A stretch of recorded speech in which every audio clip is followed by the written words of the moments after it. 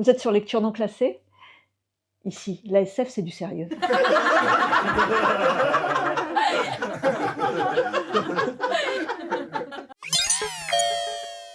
Et c'est qui l'auteur? Romain Benassaïa est né le 9 août 84 à Nice. Après avoir obtenu un master en linguistique à Paris, il devient professeur de français à l'étranger. Passionné par des classiques de la SF, Benassaïa se spécialise dans le space opéra. Sa carrière littéraire débute en 2012 avec la publication de sa première nouvelle, Les Amants liquides, dans le numéro 183 de la revue Solaris. Son premier roman, Arca, est publié en 2016 aux éditions Critiques. Il poursuit avec Pyramide en 2018, Les naufragés de Veolia, pas Veolia, c'est nous les naufragés de Veolia, 2019, La dernière arche en 2021 et Terrarium en 2023.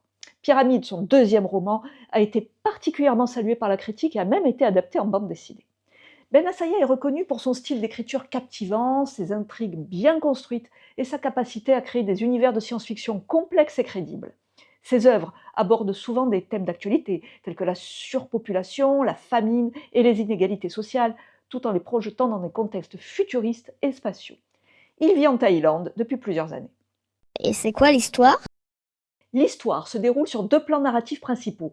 D'abord, le terrarium, où Cora se réveille amnésique avec ses collègues qui sont également prisonniers. Parmi eux se trouve Derek, l'ancien chef de la sécurité. Les personnages tentent de comprendre leur situation et de retrouver leurs souvenirs. Ensuite, la mission sur Kerana. Au fil du récit, des souvenirs émergent. Les prisonniers du terrarium ont participé à une mission d'exploration sur la planète Kerana pour valider son habitabilité. Lors de cette mission, ils ont découvert une gigantesque pyramide alien, apparemment inerte, et ont déclenché un mécanisme extrêmement dangereux.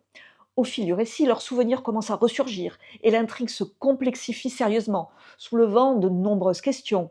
Où sont-ils réellement? Qui les retient prisonniers? Depuis combien de temps? Quel est le lien entre la pyramide sur Karana et leur situation actuelle? L'humanité s'est divisée en deux branches principales, les humains restés sur la Terre, qui est devenu un environnement hostile, et ceux qui ont immigré vers des exoplanètes, terraformés. Ces derniers ont adopté un mode de vie technologiquement avancé et se considèrent supérieurs, tandis que les terriens sont perçus comme un reliquat de l'humanité. Le roman est décrit comme un mélange de planète opéra et de space opéra, abordant des thèmes tels que l'évolution de l'espèce humaine, le transhumanisme, l'intelligence artificielle et les artefacts scientifiques. Il s'inscrit dans l'univers développé par Benassaïa dans ses précédents romans, notamment Pyramide et La dernière arche. Le roman est décrit comme un tourneur de pages, riche en révélations, avec une narration rythmée et pleine de rebondissements, des concepts de science-fiction étourdissants, et une comparaison justifiée avec Hyperion de Dan Simmons pour son approche des personnages en quête d'eux-mêmes.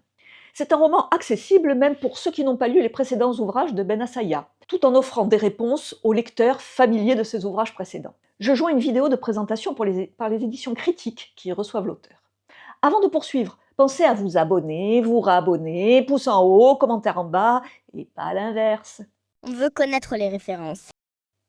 Eh bien, dans les principales influences de Benassaïa, on retrouve Frank Herbert, notamment la saga de Dune, que Benassaïa a lu à l'adolescence avec passion. Dan Simmons, en particulier sa série Hyperion, qu'il a découverte un peu plus tard. Et puis Jack Vance, pour lequel il exprime une profonde admiration. Vernor Vinge et son roman Un feu sur l'abîme, œuvre connue pour ses concepts de science-fiction avancés et sa portée cosmique. Arthur C. Clarke, bien entendu, auquel Benassaïa est comparé pour son approche des structures extraterrestres dépassant la compréhension humaine, comme le fameux monolithe de Tycho. Robert Silverberg, dont le roman L'homme dans le labyrinthe est évoqué comme une inspiration pour Arca.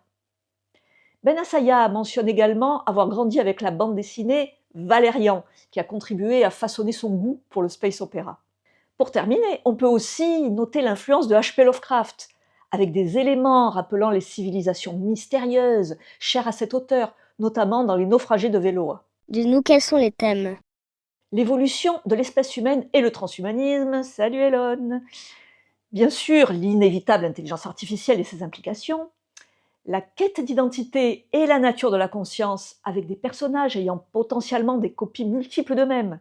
D'où la question, les souvenirs suffisent-ils à définir une personne? Les dimensions multiples de l'univers, la découverte et l'exploration d'artefacts scientifiques, notamment la technologie qui consiste à entourer une étoile d'une sphère pour récupérer son énergie et qui s'appelle une sphère de Dyson. Ce concept théorique de méga-ingénierie a été formalisé en 1960 par le physicien Freeman Dyson, bien qu'il ait été initialement imaginé par Olaf Stapledon dans son roman de 1937, Créateur d'étoiles. Cette idée découle du raisonnement qu'une civilisation technologiquement très avancée aurait besoin d'une quantité d'énergie toujours croissante, dépassant largement ce que des panneaux solaires planétaires pourraient fournir. Bien que fascinant, ce concept reste hautement spéculatif. Vous en saurez d'ailleurs plus en écoutant le podcast de France Culture, La Science CQFD, qui traite de ce sujet avec l'excellent Laurent Genefort, Nicolas Prantsos et l'ami Julien Vaquez. Claire soupira. La situation demeurait illisible et le sentiment de sérénité qu'elle avait éprouvé à son réveil s'effilochait déjà. Abby, comment ça-t-elle? Tu as dit que tu avais découvert quelque chose quand nous étions dans les ruines. Les plans de la structure dans laquelle nous nous trouvons ont été en partie épargnés, répondit-elle, de même que les données environnementales. Nous sommes dans une sphère qui encapsule une étoile dont elle absorbe l'intégralité du rayonnement. Une sphère, murmura-t-elle. Une douleur diffuse se réveilla au niveau de ses côtes. Oui, poursuivit Lia, une sphère d'un diamètre de plus de 3 minutes-lumière, entièrement artificielle. Presque tous ces espaces intérieurs sont adaptés à la vie humaine. La jungle autour de nous s'étend sur la quasi-totalité d'un de ces étages. La gravité, la composition chimique de l'air, le niveau de radiation, le traitement de ressources. Tout est soigneusement maintenu et entretenu par des systèmes automatisés. Le roman explore ces thèmes à travers une narration complexe qui jongle entre différentes temporalités et réalités, créant une expérience de lecture vertigineuse et riche en concepts de science-fiction avancée. Romain Benassaia utilise habilement le huis clos pour créer une atmosphère de suspense dans ses romans, tels que Pyramide et Terrarium, et parsème ses récits d'énigmes à élucider. L'amnésie initiale lui permet de distiller lentement des informations, maintenant le lecteur en haleine. L'auteur utilise, nous l'avons vu, des structures narratives élaborées, alternant entre différentes périodes et points de vue. Je conseille tout de même l'utilisation d'une boussole. Non, le GPS, non, ça ne marche pas lorsque tu changes d'univers. Hein? Oui, bon, la boussole non plus, d'accord. Frimer. Au revoir, à bientôt. Et n'oubliez pas, la littérature SF... C'est un piège. I'll make you move like your boots are